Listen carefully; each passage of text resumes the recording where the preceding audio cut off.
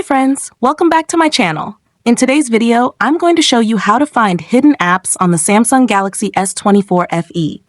If you're new here, don't forget to subscribe and give this video a thumbs up. Now let's dive in.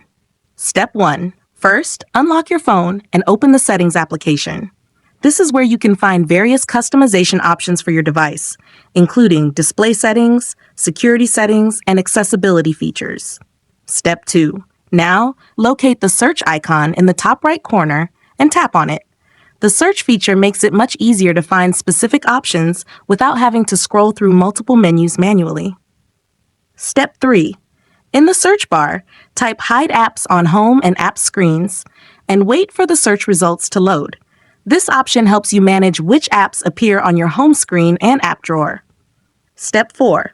After performing the search, find Hide Apps on Home and App Screens and tap on it. Then tap again to access the Hidden Apps menu.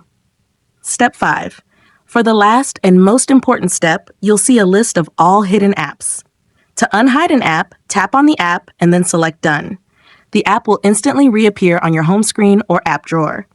If you found this tutorial helpful, don't forget to give it a thumbs up and subscribe to my channel for more great tips.